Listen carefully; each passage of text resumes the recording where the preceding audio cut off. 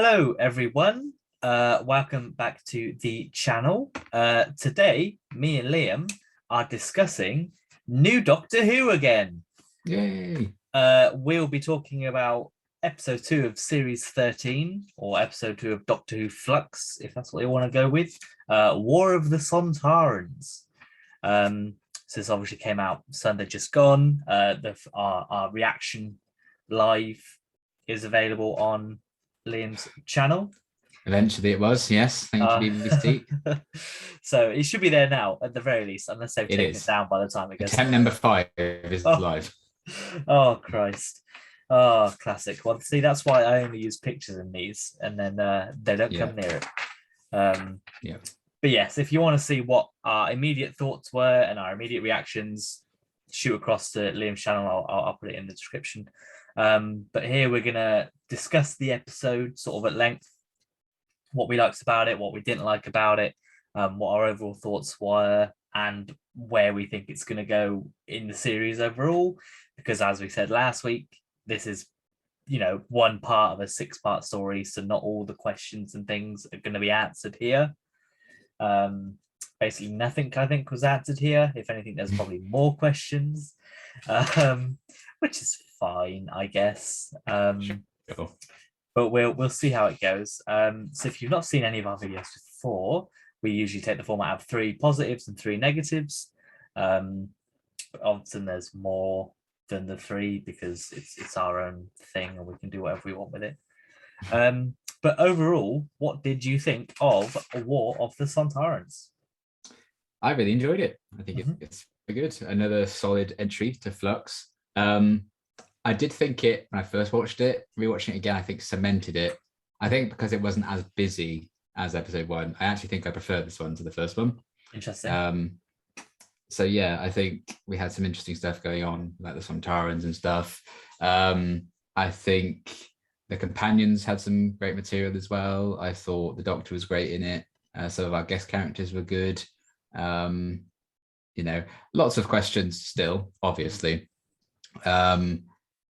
And I guess with like the TARDIS, we've got a few answers, I suppose, like what's going on with that, because time's going wrong, whatever. So again, I don't know if that's them thinking that they've answered it and maybe it needs more exploration, or that is just what we're going to get. I don't know. We'll have to wait and see. Because that's just kind of the thing with this whole series being one long story. We don't really know what is criticism, what isn't at this point, because it could easily get answered in the next 4 weeks. So I think it is going to be interesting. Like when we get to the finale, I think maybe we should revisit all our scores and see if anything's going to be affected from episode by episode. Because if a plot line I end up hating, I like, oh, this is intriguing, episode 1, I'm going to be like, well, that's going to detract from episode 1 now. So that will be interesting to kind of see. But as it stands, it was very close, but I think I just preferred this one because it wasn't just like all set up. I feel like we've dealt with Sontarans now probably. So to see them get a chance to shine was fun. Really great moments in there. It looked fantastic, as Doctor Who has done for much of this era. I really bloody enjoyed it. Yeah, fair enough. I think for me, I prefer it a little bit less than episode 1. I think it might be more of a pacing issue than anything else. Obviously, this was a longer episode than the first one. But for me, like the first one was very like non-stop. You were always like going, whereas especially watching this one, I was kind of like, it felt like we were meandering a bit and sort of going around in circles in some spots. Which that's what happens if you need to fill an hour. You're going to be forced into situations where things need to sort of happen again or happen a different way. That does feed into one of my negatives. So yes, I think that's fair. Yeah. So, but that's not to say I didn't enjoy it. I still did quite like it. The Sontarans are obviously the standout of their episode, which is good because Doctor Who's pretty strong when its villains are strong. And often criticism of Jodie's era has been that the villains aren't the best. Maybe it's cheating that they brought back a classic villain and you can't really say that they're not good. But the way they're used and the way they're brought into the story, I think is good. And I think Chibnall does classic series monsters very, very well, I think. Yeah. Although, we'll come on to it, but one of his new villains is in my positives. So it's not like, There's something in the air with Flux. Yes. Well, it's because Chibnall excels at this kind of story. Yeah, exactly. And he excels at the mystery style of thing. Obviously, Broadchurch is basically questions until like the last 2 episodes or something. So he knows how to do this. And it definitely, I think, does show in the overarching story so far. Maybe not necessarily the sort of the monster of the week stuff, which this episode kind of is, despite it supposedly being part of one long story. This very much felt like it was its own episode. If you just sort of chopped off the end or chopped off Yaz's bits, it's one story. But we'll come on to that. It's fine. So yeah, we do have 3 positives coming up, and you can go first. Thanks. Well, my first one is Dan the man. He's my best second boy. Dan's side quest. Yes, I loved him in this. I think he's absolutely hilarious. And his parents, it was funny introducing them, get to know them, even though the actress who plays his mum's only 9 years older, but that's fine. She looks older. It's fine. Wow. She does. You're not gonna say that her and John Bishop look like they're the same age. Well, they're not the same age. That's what I say. Well then, what's the problem here? Connor hates women and doesn't want old women. I hate no, specifically old women is what I hate. There you go. But yeah, I adored him in this. I think the reason I did put him like top of my positives is because for me personally, John Bishop had a bloody mountain to climb to make me not see him as John Bishop. And this was the episode where I was like, I see you as Dan. And I think that deserves all the praise. He was very funny in it. I love the scenes with him and the Doctor interacting over like the Zoom meeting. And that all just saying the same stuff. He was really funny. You know, the puns is always going to win me over, I suppose, with the wok and everything. I really enjoyed the comedy side of him. And I think he really delivered on that side of things. You're rooting for him. You know, he got a lot of stuff just on his own in this one. And I found myself very engaged with it still.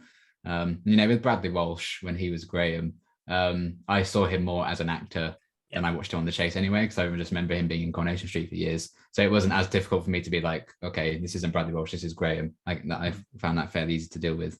But this, you know, the fact that I hadn't seen him act in anything before this, I could finally see him as Dan. I wanted to give him some praise for that, because I really enjoyed the lightheartedness he can bring to it. His relationships with people, I think, are already very strong, like him and the Doctor, him and Carmenista. So yeah, he was a lot of fun in this one. I'm sure he's going to get some more chances to probably break our hearts later on and get some proper serious stuff as things escalate even further, especially if like the theories, like you were mentioning about Passenger and Di may come to pass. I think that's going to be quite sad if that is the case. But yeah, as for now, I love what he's going to bring into the show, and he was very, very good. Yeah, Dan is my second positive, so I'll talk about him now. I just, you know, I think every time we sort of went back to Jodie, I was like, oh, I'd rather be with Dan and watch what Dan's doing, which I don't think you necessarily want for your title character. But when I'm thinking, can I just go and spend more time with him? I think it's a good sign that the actor, that what he's got to work with is doing well. You know, he's a scene stealer effectively, which I don't think he necessarily was in the first episode, which is fine. But I think this episode, it really made him shine a bit more. Especially the comedy side of it, when he knocked out the one Sontaran by like, there's your boss, and then he tried almost the exact same thing with the 4 of them, and it obviously didn't work. But I just think that the sort of comedy timing that John Bishop has, it's obviously as a stand-up comedian he needed to have a little bit of anyway, but to do it in this kind of way as an actor is I would assume a hard thing to translate, because sometimes you do watch comedians in acting roles and they don't deliver those things as well as you would think they would. Looking at you, Cinderella the musical on Amazon Prime, with your 4 comedians that can't really do the job very well, but it's fine. Dan's just great in this. I think his relationship with Carvanista is developing a bit. I assume we'll see Carvanista again, even though it's kind of implied that he might not be until the end of the series, but it's good that they've sort of got that friendship, even if they're not acknowledging it themselves. And Dan's just a very likable person. He gets on with everyone. obviously Mrs. Seacole was the one that he obviously instantly just was like, oh yeah, hi. And then even like on the Zoom call, he's like, oh, hello, like that kind of thing, just getting distracted. And yeah, I'm excited to see more of him. I think next week might be a bit more dramatic for him, judging by the trailers we've seen so far. So I'm excited to see where his character goes and what else John Bishop can bring to the role. But yeah, he's definitely one of the positives of this episode, which is good. It's always good that a companion stands out for all the right reasons rather than the wrong reasons. So what is your second point? The Sontarans. That's my first one. Yay. Love them. Yeah. Potato Boys. Yeah, they were fantastic in this. It's nice to see them get so much praise and stuff, little potato people. Because yeah, I think they balanced like some more serious scenes with the comedic side that Sontarans have always had very, very well. Because I know a lot of people didn't like the comedic side of the Sontarans. It didn't bother me so much because it was a 30-second scene in Time of the Doctor, and it was just one comedic Sontaran in Strax. Yeah, I mean, I don't have the problem with Strax. I think Strax fine because he's effectively a one-off. You know, that's fine. My issue is with, you know, Time with the Doctor when it's made to look like they're idiots, like the whole race is idiots rather than just those. Because it's like, of course, you know, they're well. Actually, we'll come on to them being supposedly the best warriors because I do have a complaint coming up. But you know, they're supposed to be this great warrior race with, you know, tactical genius, and then to not like realize they're visible in that episode, it just felt a bit cheap. But we haven't had a good Sontaran episode for a while, but luckily. Yeah, I think it's because like maybe it's just been that certain fleet of Sontarans were idiots, because obviously these are completely different look and everything, different feel to them, but they still are idiots and funny. Yes. I think they need to have that side of humor because at the end of the day, they're potatoes who get hit on the back of the neck and just fall like a sack of shit. Sack of potatoes. And one of the reasons the leader Sontaran gave for invading this time period was he wanted to ride a horse. You know, they're a bit daft, and I think they lean into that, and I don't mind that so much. But then they had like some more serious moments with them killing all those full soldiers because the general's a dick. People who were like on present day Liverpool as well, and they just shot a couple of those. So I like that side of things, and you know, there's still a bit of banter in between the Sontarans as well. The instant execution, mercy of a good execution or something, that was very funny. And if you have any last words, keep them to yourselves. So I really liked how they were characterized in this one. I thought the new kind of main Sontaran actor they brought in, obviously Dan Starkey was in it as well and was still very good. But I really enjoyed having like a different, fresh take on the Sontarans in that way, I suppose. And yeah, they were a lot of fun. I liked the interactions with the one in the Crimea with the Doctor as well, the kind of rivalry between those two. And yeah, they looked great. I love the redesign. And there's a few promo images that were released before the series started. I was like, there's one angle of them, I was like, that looks quite bad. But seeing them on screen, I think they look really cool. And yeah, just the image of a Sontaran riding a horse is pretty cool and pretty iconic. So I like what they did with them in this one. And yeah, it was nice to have like a proper Sontaran story again after so long. So I'm kind of mixed on the series 4 two-parter anyway. It's not one of my favorites. So to get a Sontaran story that I really, really enjoyed in the new series was really good. So yeah, love Potato Boys. Yes, I think that's fair. I think definitely this adds in the sort of deadly side to the Sontarans again that we've not really seen. I mean, you mentioned the series 4 two-parter. Like there is a threat to the Earth, but we don't see them kill any civilians. You know, any innocence is always between the Sontarans and the soldiers. It's not really like, you know, the general public. Whereas in this one, you literally see them execute like, you know, prisoners of war effectively. Yeah. And that does show the dark side and sort of the tactical awareness that they have. Also, I appreciate the fact that when Jodie's like, yeah, I'm the Doctor, he's like, oh, you tricked my soldier. How dare you? You know, there's no like, and I think that's done to contrast the human general, who obviously sees her as a woman, whereas the Sontaran general just sees her as the enemy, you know, and he can appreciate the tactical, you know, things that she throws into the mix, which I think is good. And it's not a great look when you're less of a person than a Sontaran is, I guess. But you know, that's the point of the general man, really. but yeah, the Sontarans, they look great. And I think a lot of people were a bit confused when the redesign came about, because they probably just sort of thought, especially with people like me that have grown up more on Russell's Sontaran design than the older ones. It's not very often that flesh monsters, like things that you see the skin of, get a redesign. Obviously the Cybermen and the Daleks are easy to sort of redesign because they're effectively metal, so you can use excuses to do that. But for things that are skin to be redesigned, I think is a big challenge, especially for people that like it. But the fact that they've sort of merged the two styles, I think, helped nicely.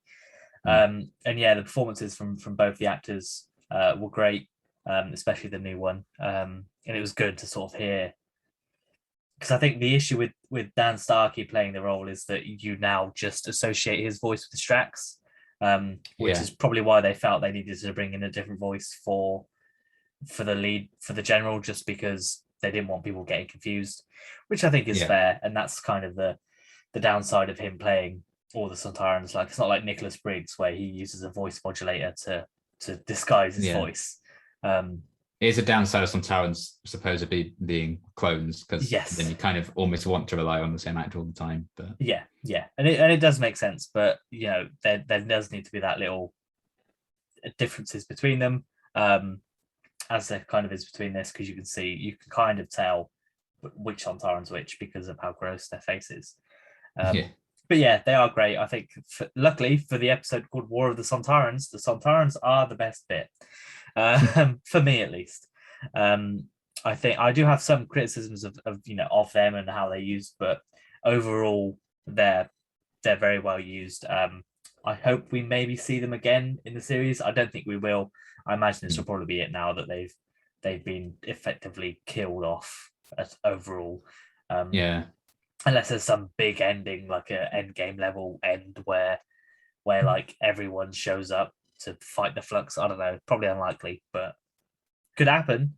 But that being said, if they want to keep this design moving forward whenever Russell decides to bring them back, then by all means. But I'm sure it'll be a while before we see them again in the main story, as it has been already, because this was like 13 years, wasn't it? Well, that's it. Although they appeared, we didn't have the main Sontaran story. They haven't been the antagonist. No. Yeah. So they were great. So what is your third positive? Jodie Whittaker. Oh, interesting. Yeah. Not the Doctor, Jodie's performance. Right. Because I thought she was fantastic. I think she really shines, and she always has in her era, when it's been her versus the villain. It's like her and Tim Shaw. I think there was some great dynamics there. Say what you will about the solid tract scene, and it takes you away when it's just Jodie and the frog. I do think Jodie is fantastic in that scene. I know you have very different opinions to me on the frog on the chair. Frog. We'll get there she's one day. Fine, but the bloody frog. Yeah, I get it. And stuff like that. Her and Swarm in episode 1, and her and I think his name's Skark, the Crimea Sontaran general in this one. Scar, it's like Skark and Spore or something, the two ones that guy plays. But lots of S's anyway. So I thought she was fantastic in this one. Just seeing her trying to struggle against the general stereotype, general archetype, and some of the more comedic moments, like with her and Dan, I really enjoyed as well. Just her trying to work out what the hell's going on with everything. Her relationship with Mary Seacole, I really enjoyed. I really liked the kind of banter between those two. It's the helplessness, I think, that I find her quite interesting with her. She's a very vulnerable Doctor when she's on her own. And we saw that, I think, in the last scene as well, when she can't do anything to help Yaz. Dan's just there like, this is all new. What the hell am I doing? She's very Fifth Doctor in that sense. In that when he's on his own, he's a very vulnerable person. I like that kind of characterization. So I think she does that very, very well. But also the anger she can get through. Like, why do I even bother with humans when there are people like you dick? Or words to that effect. I don't think that was the line in the script. No, not quite. But certainly not for that time slot. But I always think she's fantastic, but I did want to give her a shout out in this one, because I really do think it tends to happen with the Doctor's final full series that they really come into their own and like, oh, bloody hell, you're so good. I think that just happens like when you know that they're leaving, you just suddenly like, oh, yeah, you really are very good at this, aren't you? Especially for like the first female Doctor and everything. Like, yeah, she's just really, really great in this one. And I think she was great last week as well. I think we did give her like an extra bonus shout out, but yeah, I thought she was fantastic in this one. Yeah, I think that's fair enough. I think it's always been the case that none of the New Who Doctors have ever been bad. They've never performed poorly in the role. Sure, some of their episodes might not be the best, but that's never because of them, really. Yeah, they're normally the best part of the bad episodes. Yeah, exactly.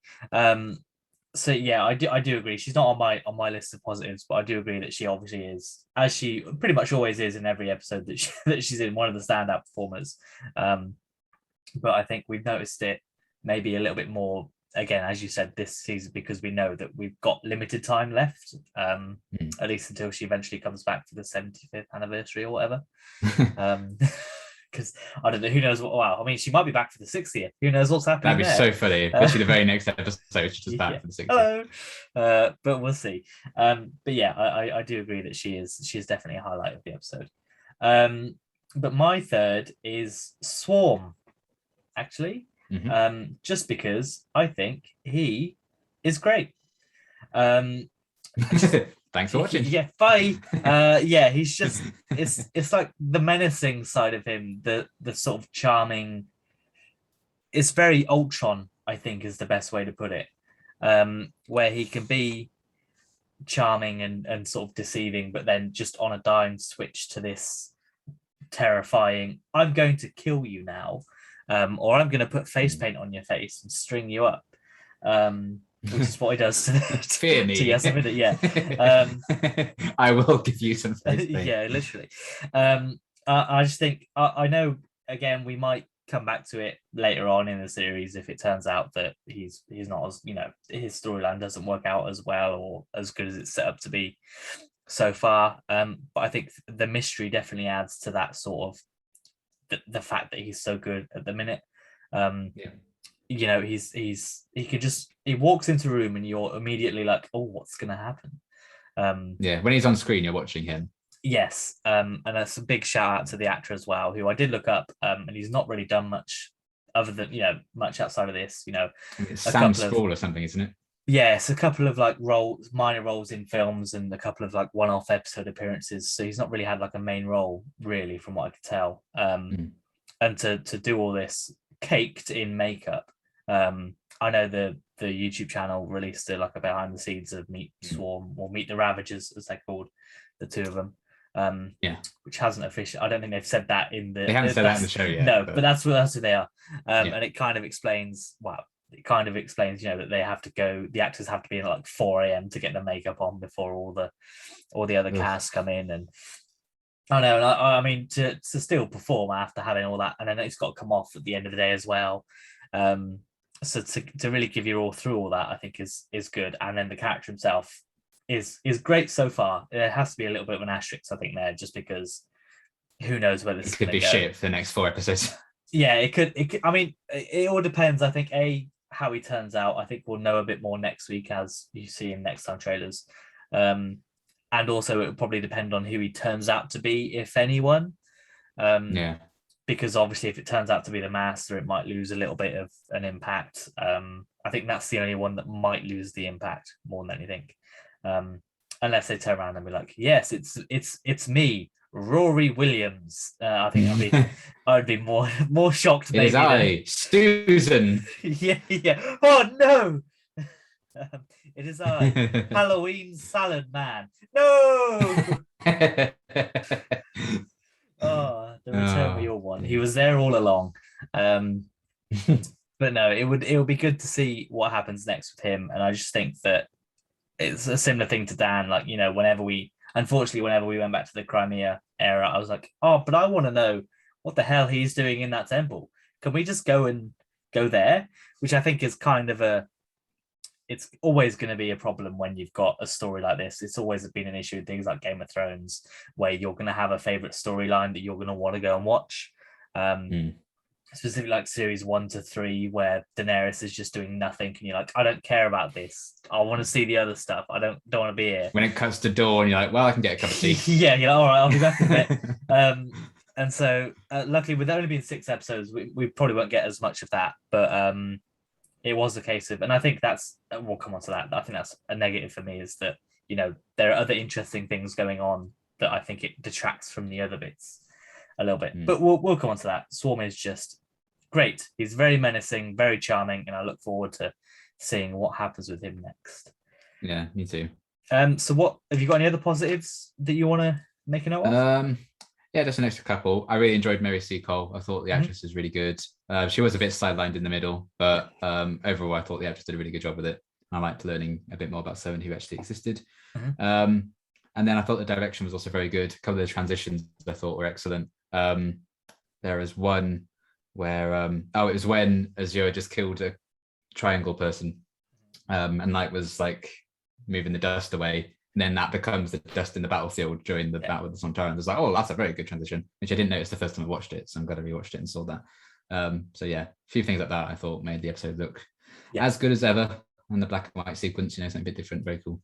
Yeah, I think you definitely can't criticize. I know some people will criticize the look of Jodie's series, but I don't think you can really. Some people might not like the fact that there are so many close-ups and stuff. I don't think it necessarily detracts away from anything, especially, the 2 episodes so far, this series, which is good. You always want your show to look good, especially when it's a big event TV that they want to make it this series.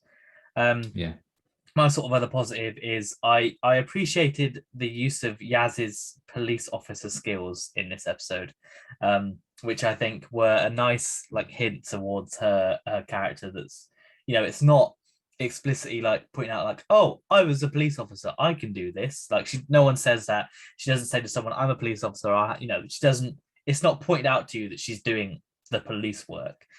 But when she's speaking to the Victorian man, that's very much oh, why don't you tell me from the start kind of thing. It's a very much she just slips back into that authority role to try and take control of the situation and get as much information as she can. And she does it again with Vinda as well, which I think was quite nice. It shows that she has depth as a character, even though she's a little bit sidelined, I think, in this episode, which is a shame. I think she got a fair bit to do last week, and then maybe this week they wanted to give Dan a bit more time, which is fair. At least, it's getting that balance. I still feel she had more, not necessarily development, but more time spent with her this episode than she might have got if we still had the 4 of them in the TARDIS, I think. Which is fine. But yeah, I just wanted to give a shout out to that, because I think that, Yasmin's still a good character, and I am very intrigued to see what's happened with her at the end, because obviously this episode ended on a big cliffhanger, as per usual. We'll talk about that. Yes, so we will move on to the negatives, because unfortunately I have a few, but we'll let you start again. So what is your first negative? Okay, I apologize in advance, folks. I wanted to say it during the reaction, but I didn't, because I didn't want anyone to hate me. I didn't like the cliffhanger. Interesting. I thought it was a bit shit, honestly. He's clicking his fingers. Quick, half a second shot of Jodie's face, and then credits. Just don't bother showing it. I mean, I liked the first cliffhanger. I thought that was really good. So episode 1. This one just felt a bit flat to me. I don't know what it was about it. I'm just like, okay, yes, it's going to be fine though. She's just got a bit of makeup on. I don't know. There's just something about Azure counting down from 5. Just like, okay, you don't need that to build tension. It's like you're trying a bit too hard. So I think I was just like, okay, I'll check out. But yeah, it was just the guy clicking his fingers. Yeah. I'm like, oh yes, he's gonna feel the full force of time. I'll do it then. Yeah. It just obviously Swarm and Azure, they're very extravagant people. They're OTT about this kind of thing because they're milking it because it's enjoyable for them. Yeah. But I don't know. There's just something about it. I was just like, all right then. But I didn't feel the weight of it like I felt the weight of episode 1. I'm like, oh my god, the end of episode 1 like that? That's crazy. Yeah. Obviously, not every cliffhanger is going to be gold. I understand that. But I don't know. I think cutting back to Jodie's face for half a second, it was just like a bit unnecessary to me. I feel like that just kind of killed it even further. So yeah, just for me personally, not my favorite cliffhanger. I just thought it was a bit pants compared to maybe something else they could have done. I would have even preferred just the reveal of Yaz and Vinder stood there with all the makeup and shit on, and you're like, what the hell have they done? And then if he didn't go on to explain it, that could be something for next week. And it's like, oh my God, what the hell's that? You know, or if it looked like they'd been really fucked up or something. That would have been something. I think I would have enjoyed maybe that a bit more. It would have been a bit more like, oh shit. So for me, the cliffhanger was a bit me. Yeah, I think it doesn't help that we don't know what the impact's gonna be. Because it's like if you see someone cornered by Daleks, you're like, oh my God, they're gonna get killed. But with this one, because we don't know what is gonna happen when he does turn on time, I guess, to them. I'm sure it might. Well, I would hope it gets explained, sort of what exactly happens. It kind of gets a little like, oh yeah, this is where the whole of time flows. And again, in that behind the scenes thing, the guy playing Swarm kind of just says that he sees it as like it's effectively like how water pipes have filters in them. That's effectively what the Mori are. Mm-hmm. So if hopefully we get to see that, because they must have been told that at some point. So hopefully, rather than the actors being told, we get told. Because they mentioned like Swarm and Azure say they've been there before as well, and they're like, they're more powerful this time. They've prepared for us or something. But they still got underestimated. So surely they're going to fill in those gaps, I imagine. Yeah, and also I think it probably doesn't help that the Mori look human. So therefore, I don't. If they were, if they looked different to Yaz and Vinder, then maybe you're thinking, oh well, they're clearly not the same species, so there's clearly going to be a bit of an impact. But because they look human, you can kind of like, oh, well, it might be fine. And then obviously you always have the issue, as we're probably going to have, is the next time trailers, and the trailers coming out in the week after. It kind of ruins the cliffhanger, as they always have, because they always sort of show everyone out alive at the end. I mean, they are at the end of the credits, but that's why I don't get people necessarily complaining about it. I get it, but like, just turn off during the credits then. Like, don't watch the next time. Don't watch the end. Don't watch if they post a video on their Twitter. Don't watch it. I get that. They also need next time trailers, I think, sometimes to just pan out the runtime. That's why we have them in Doctor Who at all. But also it's going to be, for some people, a selling point. Some people don't care about spoilers or whatever. They're going to want a glimpse. They're going to want to be like, guys, they're a classic Monster the Cybermen are back in it next week. Please watch. Even though they're probably going to be in it for about a minute, it's going to be like a cameo. But still, they kind of need them, I suppose. So I don't necessarily mind if it had been like the Aliens of London thing, where right after the logo it's the next time, you're like, oh, everyone's fine, and then they got complaints, they moved it to the end of the credits. Then I think that's fine. Yeah, and sometimes they have made an effort to not include those characters in peril in the next time trailer. And to be fair, unless you're like pausing on the frames to look, you're probably not going to notice the two characters in peril. But they're not Marvel; they're not going to specifically edit trailers to avoid things, because that's a lot of time and money. Although they did before, they did for Spyfall, to be fair. But but there's an obvious reason for that. It's not. That's basically the cliffhanger of the season for that one. But I mean, it did make me think, oh, what's going to happen? But I do get that there's kind of not that sense of, it's because you don't know what the impact will be. You can't like compare it about what's going to happen. Obviously, you're probably going to get the impression it's not going to be good, considering the Doctor's panicked. But at the same time, and he did click his fingers, and something immediately didn't happen. So I'm like, okay, So we'll see what happens. But I do get what you mean. Which is fair. So my first negative is the Sontarans' weakness. As we went, there's a couple of points, I guess. First of all, they're supposed to be like the best soldiers or whatever, tactical master plan geniuses kind of thing. But they can't shoot Dan when he's stood, 2 meters in front of 2 meters in front of them. A whole squad can't shoot Dan when he's just in front of them. And then only 2 of them follow him down the alleyway where they get taken out by his parents. So they're not, although they're supposed to be tactically smart, they're not smart. Unless maybe it's only the generals that are supposed to be the top ones, and then the soldiers are soldiers for a reason, maybe. But But for this supposedly great warrior race to then miss Dan is a bit of a, a bit ridiculous. Yeah, I've seen people on Twitter moaning about people criticizing that, and I'm like, but it could be just have the Sontarans stood a bit further away. They're at point blank range. They could just have spotted him a bit further down the street and okay, they missed, fine. Or don't have a whole squadron out there. Just maybe see him with the two at the end of the road. He has to run away. He runs down the alley, thinks he's cornered, and then the parents come out. Yeah, there are other ways you could do it. It's a good shot. Don't get me wrong. I like how it looks, but it's just point blank range. Or maybe even just weren't a good shot. No, and then just maybe be like, or not even like kill him. Just be like, get him. That don't fire your gun. Just get him. Yeah, and then they all just run. But it's fine. And then the other one is obviously the Sontarans know they have to feed. They have to re-energize or whatever it is for 7 minutes. Don't do it all at once. You've got like 10 ships there. Just like do one ship at a time so that you're never normally not there. Like when they all go to the battlefield, that's fine. That makes sense because they're all out actually doing the Sontaran stuff. But when they have to come back in, it's like, if you're guarding something and it needs to be guarded 24 hours, and there's only 2 of you, you don't both sleep at the same time. You have ships, which is what you think they would do. And that seems like a big hole in their plan. Maybe they misjudged how smart the human race is, and that's why they didn't really think it would be big. They're obviously also behind the shield as well, the camouflage. But surely if you then know the doctor's there, you try and make sure that she's not going to use that advantage.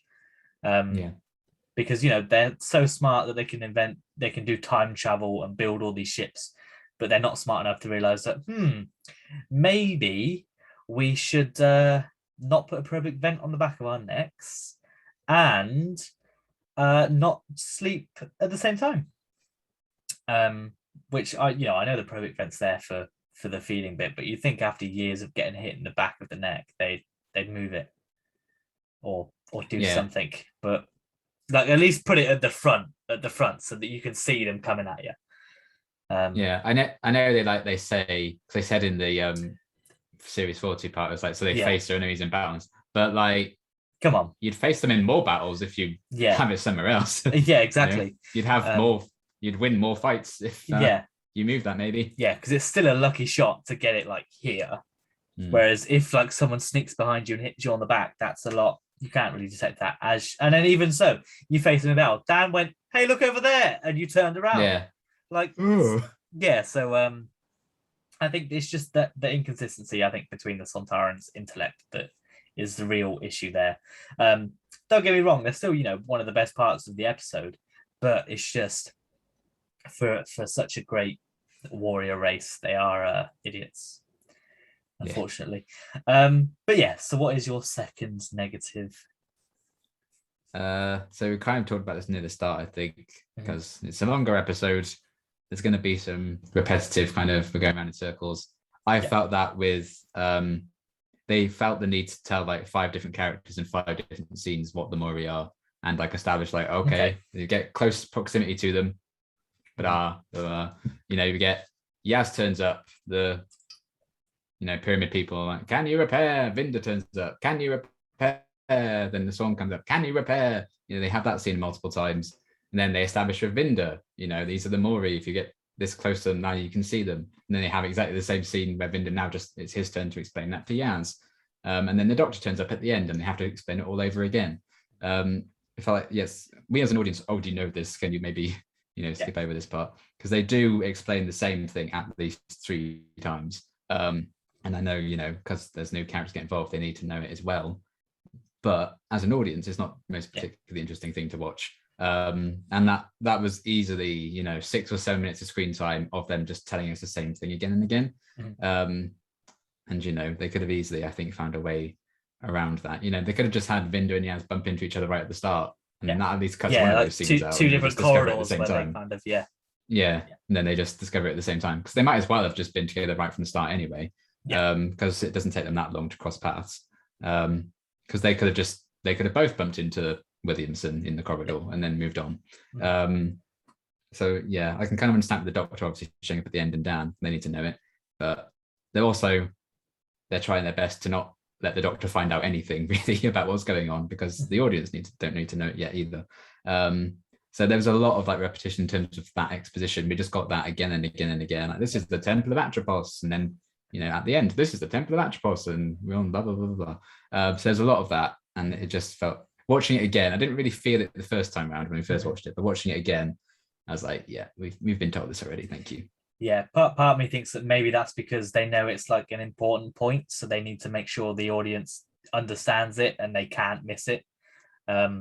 Which I think is fair, because I think some people could miss it and be like, oh, I don't get what this means. Whereas at least this kind of covers the basis of, well, we told you what it means a number of times. So if you're not following it now, there's nothing more we can do. Which I think is a price that I'm happy to pay to stop people complaining online, I think, specifically about that.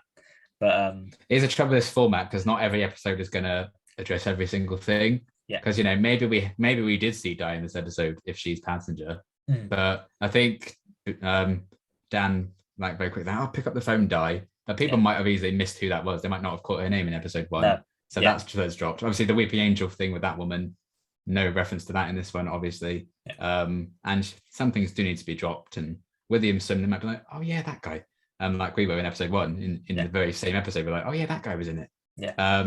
So I think, if you don't keep up or you do forget some things, you are still going to get confused either way. Yeah. So maybe remind us of those somehow, rather than tell us the same information 3 times. Yeah.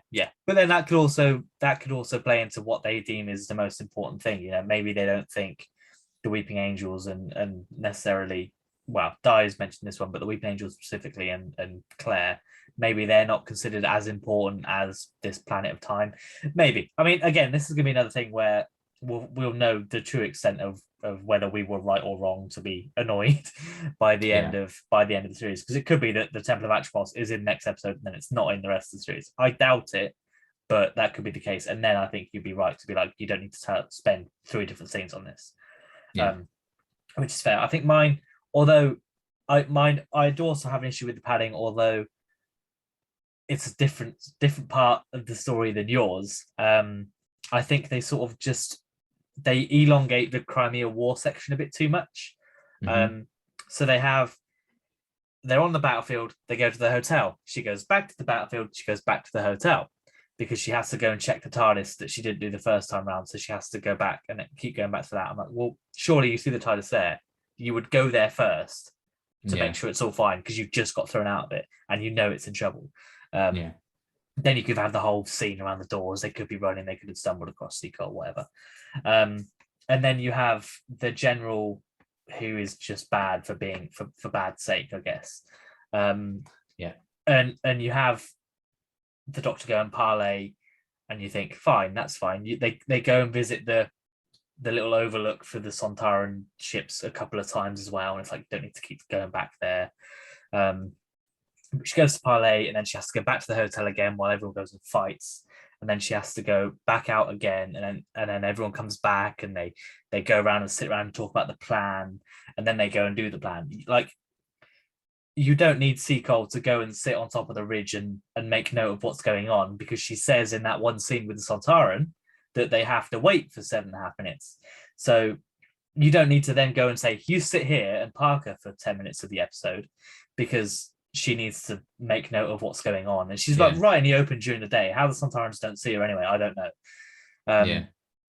But you don't need her to go and do that when she's already made the observations of the Sontaran. And if you just make the general, he's already lost. We arrive after a battle. He's already lost a lot of men. Like, you could already have him at the point where he's like, I need help. But I guess because they needed to either put the contrast with the general or with the Sontaran general or something, you could just have them like, right, okay, this, let's formulate a plan, and then just have them do that plan. I will say now, the general is my next negative. Yes, he is also on. So I guess it merges into 2. The general being bad for being bad sake, and it just extends the Crimean section, I think, unnecessarily. It's just, it just feels like we didn't need the general to realize he was wrong. Like, that's it's also quite a cliche plot. It's quite cliche character development for that to happen as well. It must happen at least once a series in Doctor Who where the so-called commander realizes, oh my god, I've done something terrible. So I don't think it was necessarily anything new, which kind of makes it worse as well. Which is a shame, because I think we could have used that time, if you still wanted to keep that time, maybe exploring Mary Seacole a little bit more, and what she was doing. Maybe spending more time with Yaz in the temple, or maybe even spending more time with Dan in the present day. Or, as you mentioned, there are still threads that were in the first episode that weren't picked up this time, so you could have scenes with them, maybe because they didn't care in episode 1 if they just cut away from what was going on and just showed something random. So why not do it in episode 2? And in all following episodes, you would be used to that, and you're like, okay, I'm aware of everything now. Like, it's this thing. But it's just, so I guess it's the whole Crimea War, not the whole, but at least half of the Crimea War section, I think I have an issue with, which is a chunk of the episode, but it doesn't mean it was bad. But so yours was the general then. Next. Yes. Said it is bad for bad sake, really. I don't necessarily mind that kind of thing, but he was just like, I'm going to fight in this war. You don't speak for us, Doctor, blah, blah, blah, blah. And then, oh no, I was wrong. Sorry. I will help you out. But I'm also going to do my own thing and kill them because we need the Sontarans to be written out now. It's just, he does what the story needs him to do. And he's in a bit of a flux in terms of how his attitudes change and mold and stuff. And if they'd actually assigned some motive to it, I wouldn't mind so much. Like at the end, he's like, "Oh, I did it for my men," and the Doctor's like, "No, that you did it for your guilt. That's why you did that." Cool. But why he just suddenly turns on the Doctor and like shows up behind him with a gun, being like, "No, we are going to fight this battle." Doctor. It just happens, like you said, to elongate that kind of plot point, and so they can have a big battle to put in the trailer. And so they can have sometimes do cool battle stuff, which they haven't really done to that scale before. But you could have just probably subtext is, I don't want a woman bossing me about, fuck her. That's definitely what it is. Yeah. They don't even remotely hint at that. No. So just like give us a little something to like give that character a motivation, because it's just face value. He just does it because the plot needs him to, rather than actually giving him some layers to it. Because they could have easily done that, just a throwaway line or something, but they don't give us any of that. Especially when they tell us about the Maury 3 times, cut one of those times out by putting Yaz and Vinda together and then give the general some motivations or something. It was just, you just knew right from the start, like, oh, you're one of those characters in one of those Doctor Who stories. So you kind of just like, okay, roll your eyes right from the off. Nothing particularly new with it anyway, but they didn't even try and assign motivations to like half of his actions, and I think that was a bit frustrating, just to elongate the plot. But that's fair. So my sort of next negative is something that to be fair, I didn't really notice the first time round, but upon seeing some sort of some discourse on social media and rewatching it, I was like, oh yeah.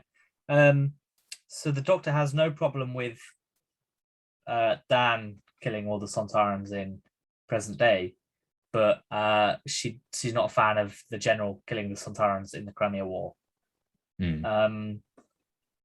It's kind of like, I get she's annoyed that he's killed them after they've agreed to retreat, but they were only going to retreat to then be killed in the present day.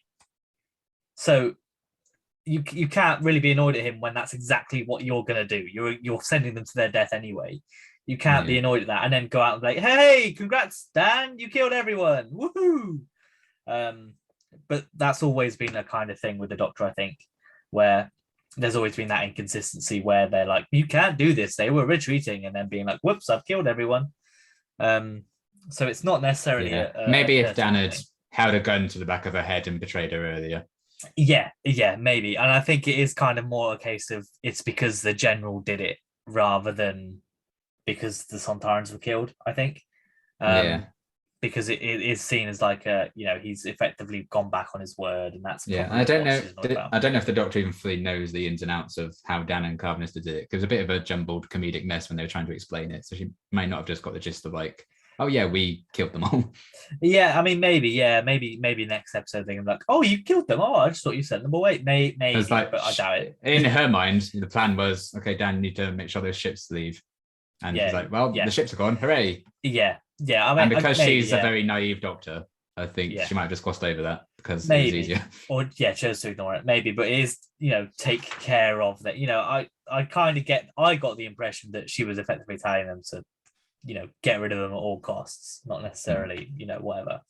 But yeah, and then that kind of also ties into a little one I have sort of on the side, is that in the Crimea War, it's Sontar, not China and Russia. Yeah. Once the Sontarans are gone in both timelines or both times in history, is Sontar still there? Does time revert normally? Is Sontar being there more to do with the Flux and the Mori? I think I needed a little bit more. Maybe at the end they just look at the map and it's like it's not there anymore. It's in China and Russia, but only the three of them remember or something. I don't know.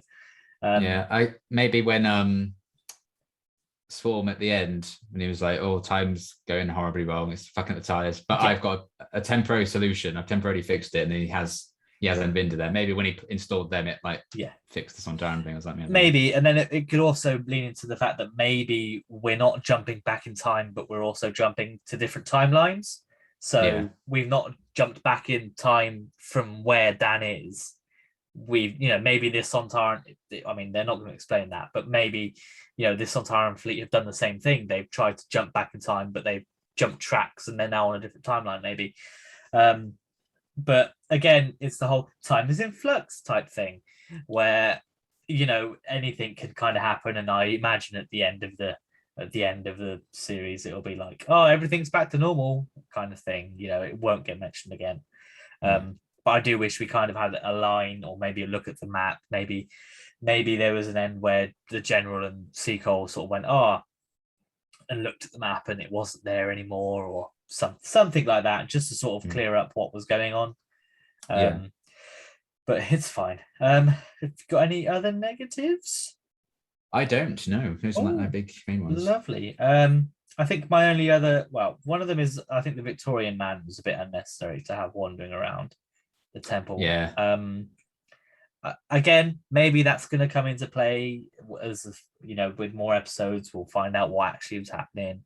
But I got the impression that he was obviously wandering around his tunnels and it came out there. So maybe that's we'll see what happens with that one, because that's not really something I can complain about now because we don't know the full extent yet. But that's fine. And then also I think this is one where I've finished the episode and I see the next time trailer. I'm like, oh, that looks much better, which I think is not, or at least not maybe necessarily better, but it definitely looks more interesting, I think. Right. Because the next time trailer definitely gives hints of more to do with the overarching story. And all that stuff, which is what I'm more interested in. As much as I enjoyed the Sontarans, I'm more interested in Swarm and the Flux and what's going on. So I think that kind of, you see that and you go, oh yeah, I want to see that. Why did we spend time here when we could just do that? Because sort of as mentioned, I don't know if we did mention it, but you don't necessarily need, I don't think, the Sontaran episode in this. Because they're not impacting the Flux. They only just got in at, they're completely separate effectively. This is very for supposedly all one story, this is very much a classic Monster of the Week episode. Where only the sort of is only bookended by Flux stuff. Which, I mean, it is a good episode. And if it was any other series, I think it would be fine. But the fact that it's supposed to be one big adventure, and this kind of just sort of there's a whole beginning, middle, and end, I think is a bit.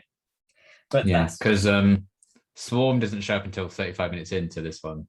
So that's a lot that you didn't necessarily need to explore. No. But as fun as it is, it's not like big overarching stuff. And I mean, I've always enjoyed when Doctor Who does big overarching stuff and big stuff more than they've done like the Monster of the Week type thing. Just because I've always enjoyed that kind of story with TV shows anyway. But it just, maybe we'll look back at the series and think this was the episode that didn't necessarily need to be an episode by itself. You didn't need to have the Sontarans there. You could have just made this 5 episodes and put those scenes at the start or end of one of the other episodes. Yeah. But that's something that we'll only know towards the end, along with why the TARDIS threw them out at the start and why Dan and Yaz were sent to different places. Those are only going to be things that we're going to hopefully find out in the coming weeks. Because there are still a lot of unanswered questions. There are.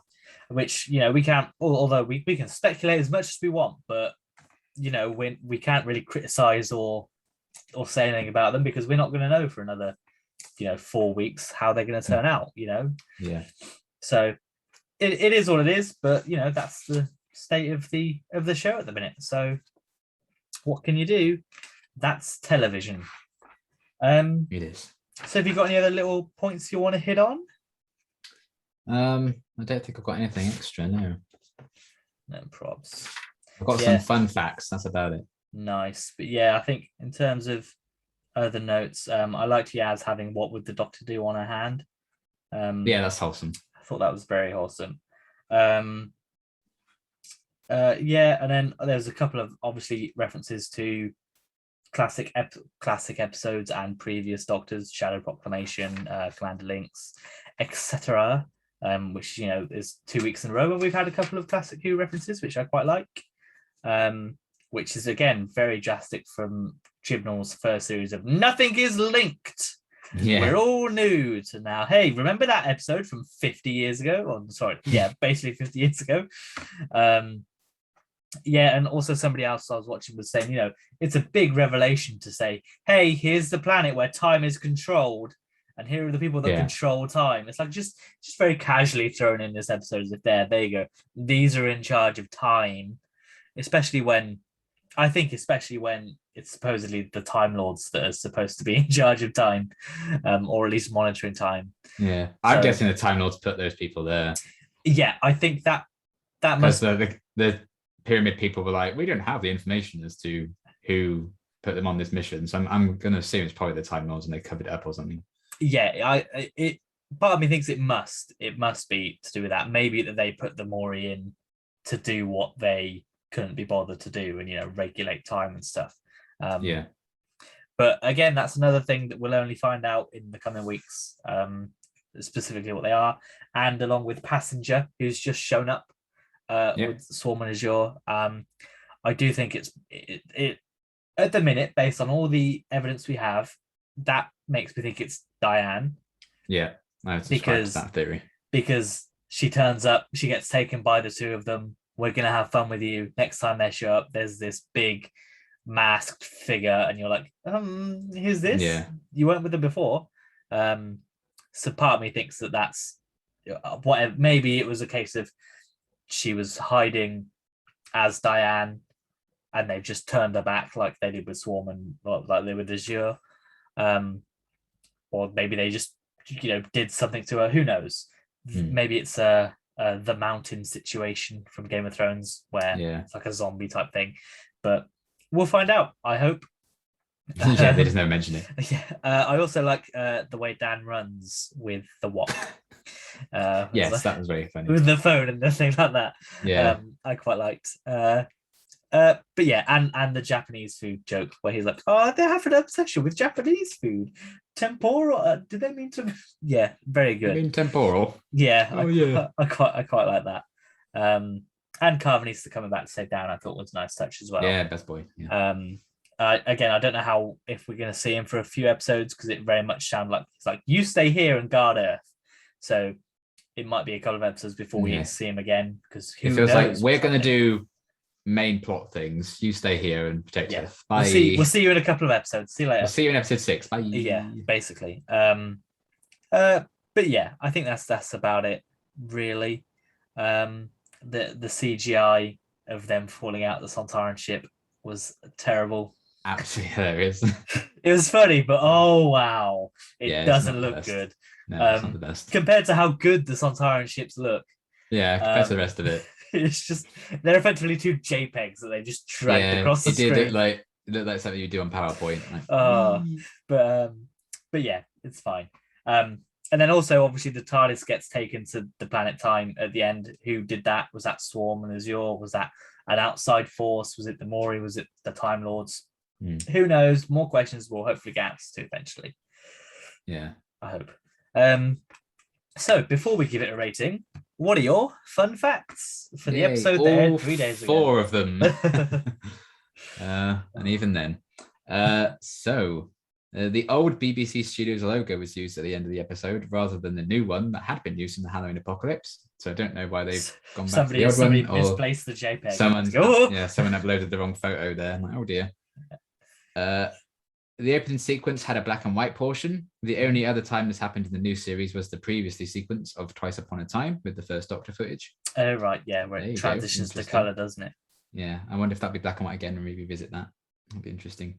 What was it? It was a weird house. Weird bloody house thing. Who knows when we'll ever see that again? What was it? He was in there. Yeah. Angels? People are speculating it's Lung Barrow, which was the Doctor's childhood home place. Could you imagine? Maybe. It does look very similar. That's the book with the looms, isn't it? The looms. Yes. So maybe he's making looms canon. Finally. Could you imagine? It's about time. There'll be uproar in the TARDIS community. Yeah, can you imagine? Sontar Ha was introduced in series 4 as a Sontaran war chant. This episode introduces the negative version in Sontar Ho, which is absolutely hilarious. Yeah, I love it. Yeah, it was just Dan Starkey's Sontar Ho. He accepts his fate. Then also, my favorite Dan Starkey line is the doctor. The doctor say or hey. Yeah. Oh no! Like, come on, God's sake, ridiculous. Oh well. Yes, I did also like that they tried to shield how short he was in this episode compared to all the other Sontarans. He sat on the bed, and then he's just walking away from a distance, and then in his seat, he's immediately thrown to the floor, and he's just kneeling on the floor for the entire death scene. So that was nice. They wanted to bring the actor back, but they also didn't want to show how short he was compared to the others. So I think that's quite wholesome. And then you mentioned that already, but Skark mentioned Sontaran Commander Lynx, who was the first Sontaran to ever appear in Doctor Who in The Time Warrior, my favourite classic story. Watch it. Also saw the debut of Sarah Jane Smith. So there you go. Yeah, it is a good episode, I can confirm. I think it was one of the first ones I ever watched as well. So very good. Definitely, I think a lot of the Sontaran stories are pretty good, even from classic Who and New Who. I think they're pretty solid, which is obviously why they've stayed around for a while. Unlike the Sea Devils, which have never appeared again. It's the only classic monster I want to come back. Never. They're never coming back. When I'm in charge, they're going to come back. Maybe Russell will bring them back. They had Praxis was the perfect storyline to bring them back, and they didn't do it. Counts. And they've done Zygons. It's only a matter of time. Yeah. Maybe. For the 60th, I think we Sea Devils. We've had Ice Warriors. We've had Zygons. We've had Silurians. Yeah. Hopefully, a returning Doctors for the special. Their favorite monster is the Sea Devils, because that's what they did with Tennant and the Zygons. So maybe. Okay. We'll see. Probably not. I mean, the Zygon bit is probably the weakest bit of the 50th, but never mind. Yeah. Never mind. Sea Devils are probably never come back. But fine, David, fine. There's just so much potential. They're literally cousins of the Silurians. Just do a team-up story again. It'd be great. One day, maybe. So, yes, out of 10, what are you rating War of the Sontarans? Yes, I'm torn between giving it a 7.5 again or an 8. Because I think I just preferred it. Did I prefer? I don't know. I'm going to go for 8. I'm going to be nice. Oh, very nice. I give it a... No, go on. But again, I will say, to make a pun, these schools are very much in a state of flux until the end. Yes. I've probably retroactively changed at least 1 or 2 of them. So for now, 8. Yeah, mine, for now, although I probably doubt it will change much. Because again, I think this episode is quite standalone. Yeah, quite separate from the rest. So I don't think it would necessarily have much of an impact. But it is a 6.5, which is 0.5 lower than last week. Again, because of, like I said, it felt like it meandered a little bit. The Sontarans were a bit inconsistent. I have more problems this week than I felt I did last week, because it's not just a case of there's so many questions, which is an issue from last week. It's like these are more specific things to do with the episode. Which is fine. Again, not every episode is going to hit home. If you don't like an episode, it's fine. You're allowed to not like things. Just don't be mean to people for liking it. I'm not going to call Liam an idiot because he likes it a lot. I just call him an idiot anyway. So because I am. Yeah, exactly. But it's not like, if he gave it a 10 and I gave it a 4, I wouldn't be like, oh my god, how can you ever do that? You're not a fan of the show or whatever. It's not. You're not a fan of the show. Give me a 10 out of 10. Yeah. You just like it because it's woke. So whatever you think is fine. You're allowed to think your own thoughts. Just don't make people feel bad for feeling theirs, unless they're racist. Then you can make them feel bad. That's the only exception of the rule. Yeah. Only tell someone you didn't like something if they've asked for your opinion of it. Yeah, and even then, if you didn't like it, don't be a dick when giving them your opinion. Explain why. Don't say, "Oh yeah, if you like this, you're wrong." Yeah, which is often the way the internet goes, unfortunately. Yes. But yes, that's it for series 13 this week. Do let us know what you did think of the episode down below, and we'll call you idiots if you're wrong. You will be blocked. Yeah. But yeah, let us know what you thought, and where you think the series is going. Any theories you've got, by all means. And Liam's channel will be linked below. And we should be back next week again with another series 13. It's episode 3. Once Upon Time. Once Upon Time. It's not Once Do you get it? Because the planet's called Time. It's Once Upon Time. Yes. So that should be interesting. Sort of touched on it earlier that I think the Next Time trailer and the trailer they've since released that's on TV makes it look very good, very interesting.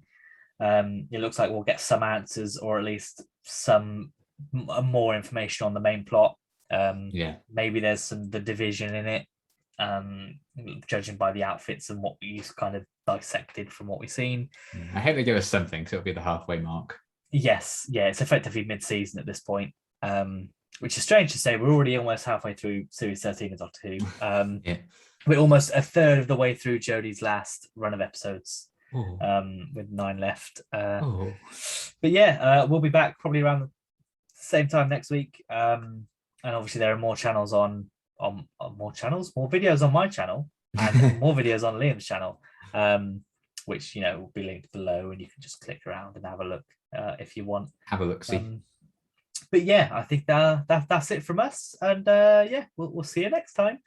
Bye.